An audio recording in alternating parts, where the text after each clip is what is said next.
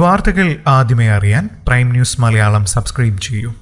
പുതുവർഷത്തിൽ 5 വയസ്സുകാരിക്ക് ദാരുണാന്ത്യം. കർണാടകയിലെ ഉത്തര കന്നഡ ജില്ലയിൽ മുണ്ടോട് പട്ടണത്തിൽ താമസിക്കുന്ന മയൂരി സുരേഷ് എന്ന കുരുന്നിനാണ് അംഗൻവാടിയിൽ ജീവൻ നഷ്ടമായത്.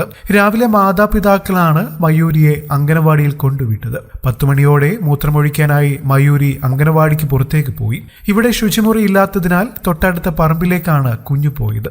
എന്നാൽ അവിടെ വെച്ച് മയൂരിയെ പാമ്പ് കടിക്കുകയായിരുന്നു. ഇതേ തുടർന്ന് അംഗനവാടിയിലുള്ളവർ 1.5 കിലോമീറ്റർ അകലെയുള്ള മുണ്ടോട് താലൂക്ക് ആശുപത്രിയിൽ കുട്ടിയെ എത്തിച്ചുവെങ്കിലും ഡോക്ടർ ഗൗനിച്ചില്ല. കുട്ടിക്ക് പാമ്പ് കടിയേറ്റെന്ന് വ്യക്തമായിട്ടും കുട്ടിക്ക് ആന്റിവെനം നൽകാതെ ഹുബ്ബള്ളിയിലെ മെഡിക്കൽ കോളേജിലേക്ക് അയക്കുകയാണ് പ്രാദേശിക ആശുപത്രിയിലെ ഡോക്ടർ ചെയ്തത്. ഹുബ്ബള്ളിയിൽ എത്തും മുൻപ് കുട്ടിക്ക് മരണം സംഭവിച്ചിരുന്നു. ഇത് വിവാദമായിട്ടുണ്ട്. പ്രാദേശിക ആശുപത്രിയിലെ ഡ്യൂട്ടി ഡോക്ടർ ദീപയുടെ ഭാഗത്തു നിന്നുമുണ്ടായത് കടുത്ത അനാസ്ഥയെന്നാണ് നാട്ടുകാർ ആരോപിക്കുന്നത്. ഉത്തര കന്നഡയിലെ സർക്കാർ ആശുപത്രിയിൽ യഥാസമയം ചികിത്സ നൽകാൻ വിസമ്മതിച്ചതിനാൽ ഹുബ്ബള്ളിയിലെ ആശുപത്രിയിലേക്ക് കൊണ്ടുപോകാൻ നിർബന്ധിതയായതായി കുട്ടിയുടെ മാതാപിതാക്കൾ പറയുന്നു.